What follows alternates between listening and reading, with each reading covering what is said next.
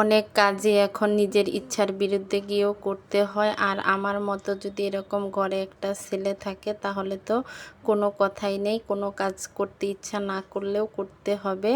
আসসালামু আলাইকুম, সবার কি অবস্থা, সবাই কেমন আছেন? আলহামদুলিল্লাহ, আমি তো বেশ ভালোই আছি।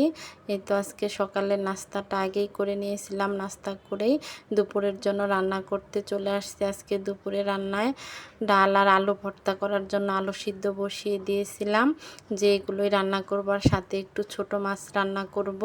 তো ছোট মাছগুলো বেছে আমি ধুয়ে পরিষ্কার করে নিতেছি। আর এদিকে কয়েকটা ঝিঙে আর একটি আলু কেটে নিয়েছিলাম, এগুলো আমি মশলা দিয়ে মাখিয়ে ছোট মাছটাও বসিয়ে দিব। এই তো ছোট মাছটা বসিয়ে দিলাম। এদিকে আমার কিন্তু ছোট মাছের তরকারিটাও হয়ে গিয়েছে। এই তো আজকে দুপুরের জন্য রান্নায় কিন্তু আমার এগুলোই ছিল, ছোট মাছ রান্না, আলু ভর্তা আর ডাল। ভেবেছিলাম আজকে এগুলোই দিয়েই আমরা দুপুরের খাবারটা খেয়ে নেব। এই তো দুপুরে রান্না করে আমি ওদের জন্য 2টা পেয়ারা কেটে নিতেছিলাম।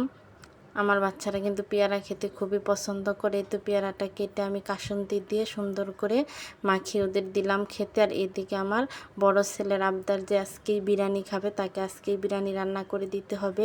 এদিকে তো আমি দুপুরে রান্না শেষ করে ফেলেছি, কিন্তু তারপরেও তাকে আজকেই রান্না করে দিতে হবে। এই তো এদিকে বিরিয়ানি রান্নার জন্য আমি ফ্রিজ থেকে গরুর মাংস বের করে ধুয়ে পরিষ্কার করেও নিয়েছি। এই তো সব মশলাগুলো দিয়ে সাথে একটু টক দই দিয়ে হাতে মাখিয়ে আমি মাংসটা বসিয়ে দিলাম। এই তো মাংসটা বসিয়ে দিয়ে এখন দিয়ে দিলাম বিরিয়ানির মশলাটা দিয়ে আমি মাংসটাকেও সুন্দর করে কষিয়ে নেব। এতে আমার মাংস কষানো হয়ে গিয়েছে। এখন এটাকে নামিয়ে আমি এখন বিরিয়ানিটা বসিয়ে দিব। এই তো বিরিয়ানি বসার জন্য আমি এই তো সুন্দর করে পেঁয়াজগুলো একটু লাল লাল করে ভাজি করে নিলাম। নিয়ে এই তো চালটাকে আমি আগেই ধুয়ে পানি জড়িয়ে রেখেছিলাম, চালটাকে দিয়ে দিলাম। এখন চাল কিছু সময় আমি ভেজে নেব। এই তো আজকে তো সারাদিনে চুলায় গ্যাস আছে, সেজন্য কিন্তু সব রান্নাগুলোই করা যাচ্ছে। গত 2 দিন কিন্তু বাসায় কোনো প্রকারই গ্যাস ছিল না, রান্না করতে এতটা কষ্ট হয়েছে। আর কারেন্টের চুলায় তো একটা রান্না করলে আরেকটা করতে ইচ্ছা করে না, সেজন্য তেমন রান্না করাও হয় নাই। এই তো এদিকে আমি বিরিয়ানির মধ্যে কিন্তু গরম পানিটাও দিয়ে দিলাম।